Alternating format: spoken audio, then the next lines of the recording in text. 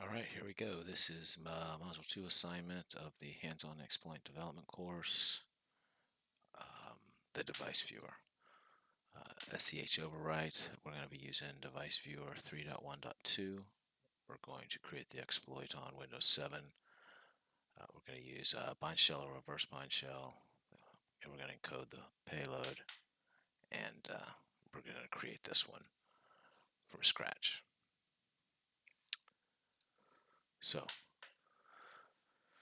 to start, let's come over here and relaunch everything.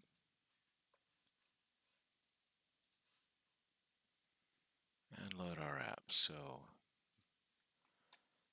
the exploit exists in the user ID field, and the length is about 4,000 bytes. And we can verify this by looking at the original writers of the code, and you can see they've got 4,000 bytes, and it exists in the username field. So we go ahead and verify it. To verify that, we go ahead and create a buffer of 4,000 bytes and run that.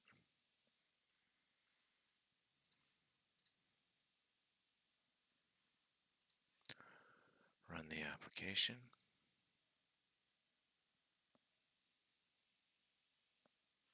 And paste it in there. Okay, now we see we have an exception when we use the Shift F9 to pass the exception back to the application and look at the structured exception handler chain. You can get there by View SEH chain or by pressing Alt S on the keyboard.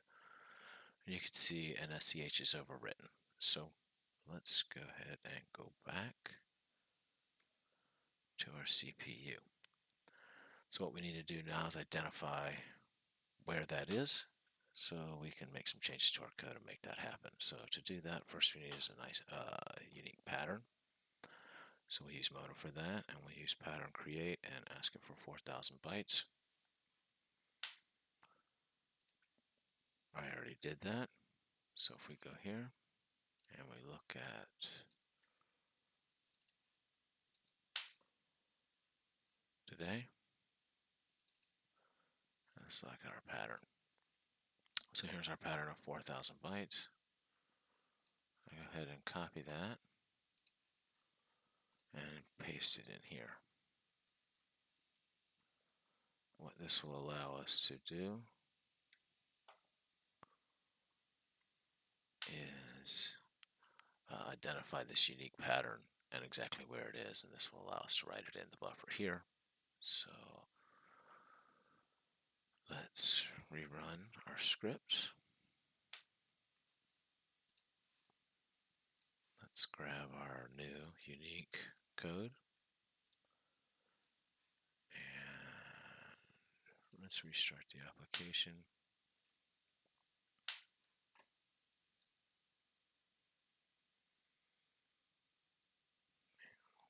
Paste it in.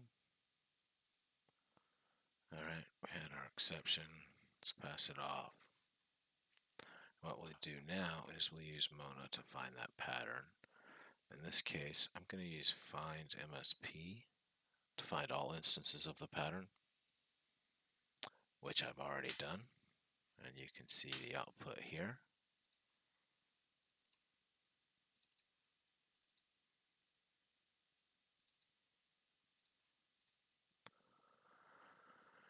And if we look at the examining the SEH chain here, we can see that it finds the next SEH or NSEH field located at offset 264. That means the following 4 bytes will be SEH. So what we'll do then is we'll go back to our script and we'll just comment that out. And let's go up here. And what we'll do is we'll write out 264 A's, write out B's in the NSEH field, we'll write out C's in the SEH field, and then we'll pad the rest with D's, and that's what 4,000 minus 264 minus 8 equals. So let's save that off. Let's run that.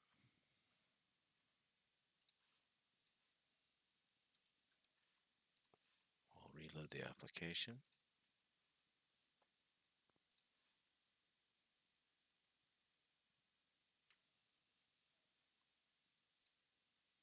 Okay. We'll pass the exception off and we'll see, sure enough, the C's. If we hit Alt-S on the keyboard, and we can see our B's. So it looks like we're in pretty good shape. I mean, yep. So let's go back to the CPU screen. All right, so if we go back and we see we overwrote EIP with our C's here. So what we want to do is something useful with our C's there. And if you look, if we, in the standard structured exception handler in the stack, we'll see that the code that we're looking to get to, our payload, is just 3 entries down, and the common way to get past that structure exception handlers look for a module that uses a pop return to get us into that section. So in order to do that, Mona will come to the rescue again, but you definitely want to load the application and run it. This way all modules are loaded. What we'll do now is we will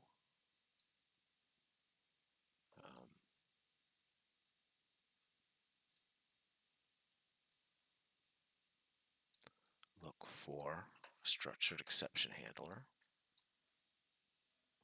and that's the command we're going to use. Let me just clean this up from the copy and paste. Essentially what this is doing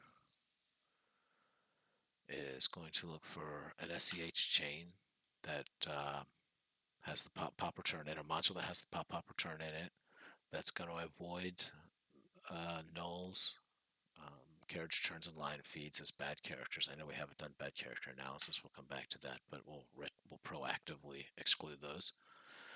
And then we're going to want to make sure they are not compiled with ASLR features and safe SEH features. Okay, and we hit enter, and that runs.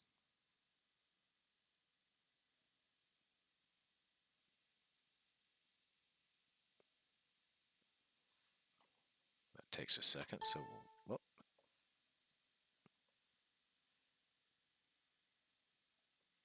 So let's take a look at the log directory and see what we found. We found a whole bunch of pointers that meet our requirements.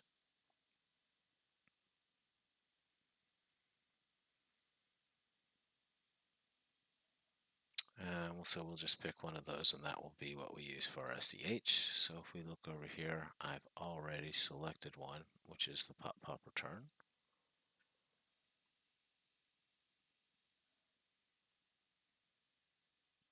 Alright.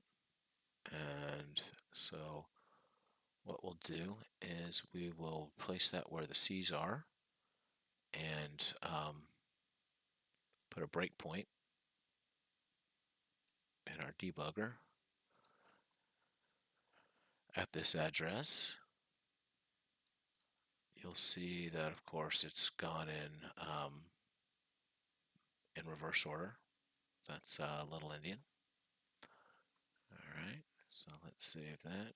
Let's go ahead and put our breakpoint in place. So we'll grab our memory address and rerun Immunity.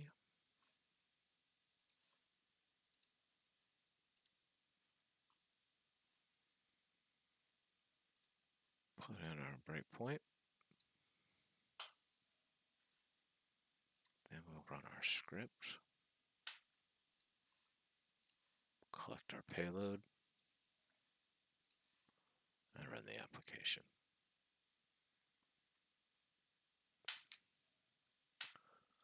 Now, If everything's right, we hit our exception. We pass the payload to the exception handler. We should be at our pop return, which we are here. We pop and then hit, and we should be right here where we need to be. So now we have 4 bytes to play with. And basically, we can't work straight down because we'd overwrite our memory here that we needed to at SEH. So now that we're in SEH, we can use a short jump to jump into our 4s, which would give us thousands of bytes for our payload. So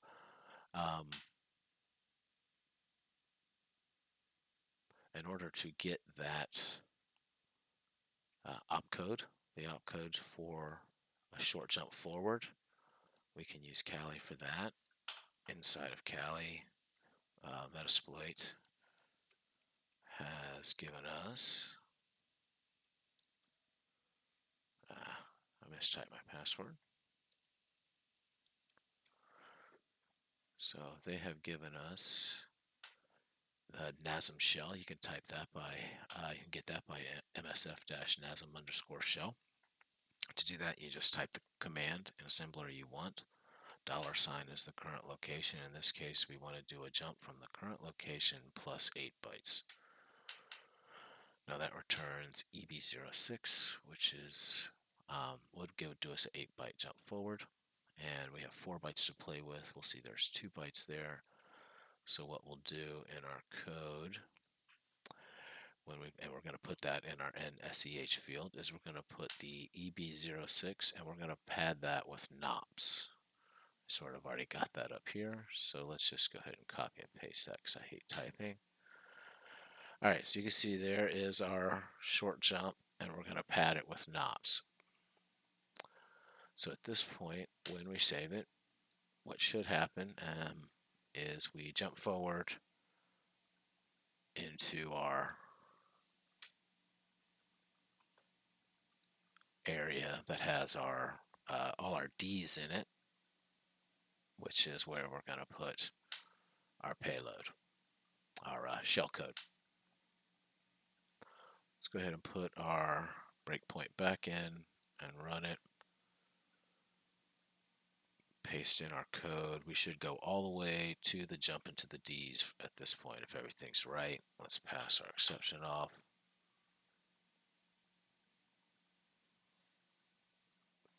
All right, when we hit Shift F9 and we go back, pass the exception back to the application, we can see we hit our pop return. All right, then here is our short jump followed by our 2 NOPs and right into our D section. So if we scroll up, you could see we're into our D section. So, all right, what we want to do now is we want to do a bad character analysis to determine if there's any bad characters. Again, just for general purpose, I always exclude several characters in this process. And those characters are 00, which is null, 0A and 0D, which is control and line feed. So essentially a new line. What we're doing here is we're going to create a byte, have Mono create a byte array for us with every byte between 00 and FF, excluding those 3 bytes. And then we're going to put that in our payload in the D section, and we're going to see if any of those come out bad, as bad characters. And if they come out as bad characters, we'll exclude them from our shellcode. And we'll go in here, check our byte array. All right, and we'll see it left out the 00, 0A, and 0D, which is what we wanted. Let's go here, create our variable.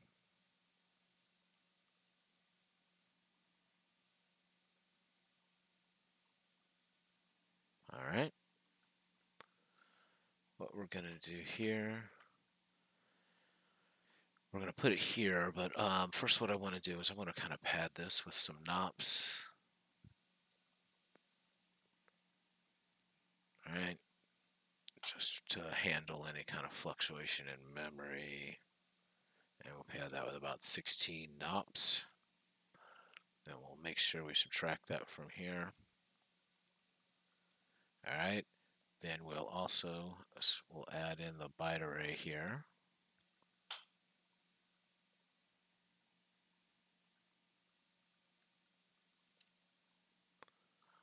Place there, and then over here we will subtract the length of the byte array. Is that too many? Is this thing plugging these things in for me? Yep, there we go. Okay, so what we have now is the byte array created by Mona. We have the different variables are the NSEH and SEH. We've padded it with a little bit of NOPs here before the byte array just to handle for the fluctuations in memory. And then we've plugged in our byte array. So let's go ahead and generate our code. Grab it. Reload the application. Put in the CPU. Add our breakpoint. And run the application. Okay. Shift F9. Hit the pop return. And we take our short jump into our knobs, and then we find our code. So we will use Mona here as well. And in this case, we'll use the compare feature to compare this location in memory to the file created by Mona. And we'll do that in just a second. So we'll use CMP, short for compare. You could have typed out compare. The memory address we'll use is the starting point here where we see the 01, and that'll be 0021F304. And we'll use staff-F to do the file. And the file we want to do in this case, when we're doing the compare, is the bin file. And you'll see that was also created here for us by Mona, bytearray.bin. And I hate typing, and it's just probably make a mistake if I do type it, so I'll just type that manually. And then we'll say bytearray.bin.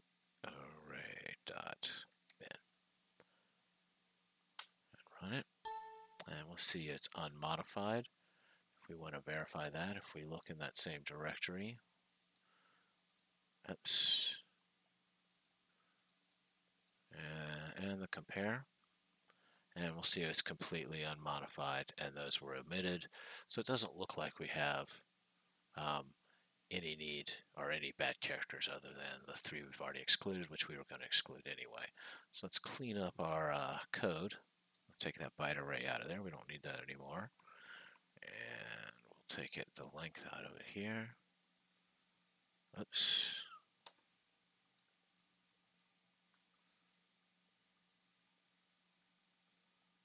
All right. And we'll take it out here.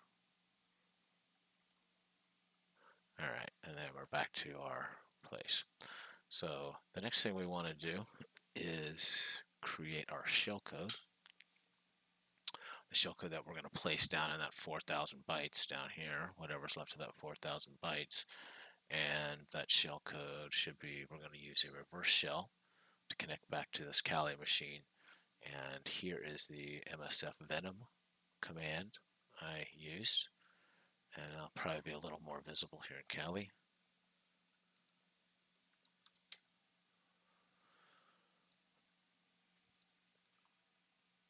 Here you can see MSF Venom. The host is the local IP address of the host here, and you'll see that 1.2. Leaving the bad characters output in Python and using that encoding method. And here was the buffer that was output. We'll take that and we'll paste that over here.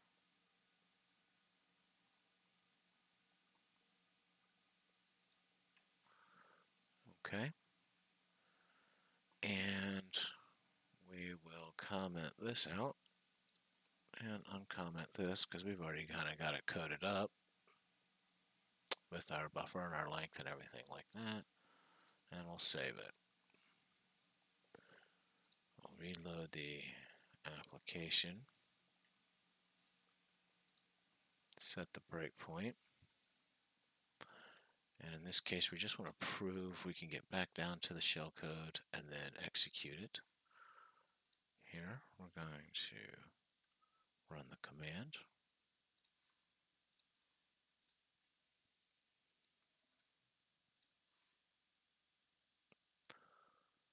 Run the application. We'll pop over to here real quick and crank up our listener.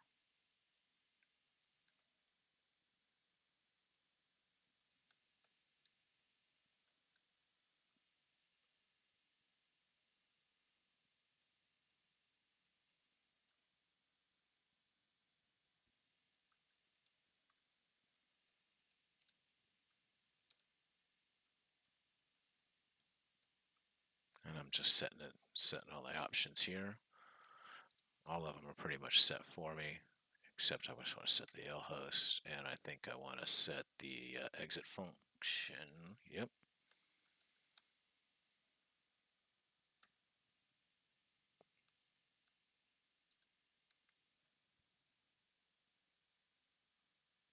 Okay, let's check the options. Oops, and we'll spell it properly. Looks like it's all good. We already put it on 4444, and then we'll run it. Now it's listening. So let's go back to Windows 7. Let's grab our shellcode, paste it, and hit it. Okay, so now we passed the exception.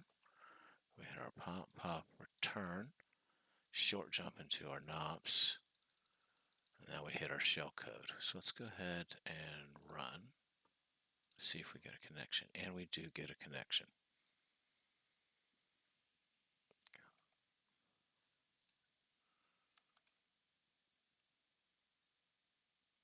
We do have a little bit of an issue here. Oh, there we go. And you can see we do a dir, and then we can do net user kin for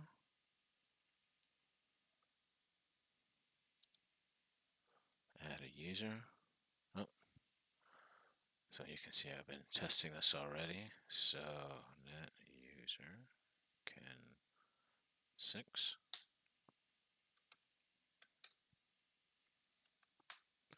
All right, and then net local group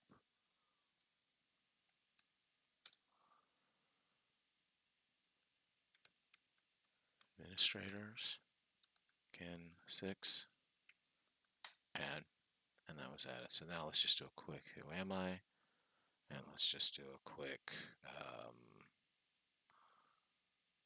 host name. Let's go back to Windows 7, and we'll do who am I, and we can do host name, and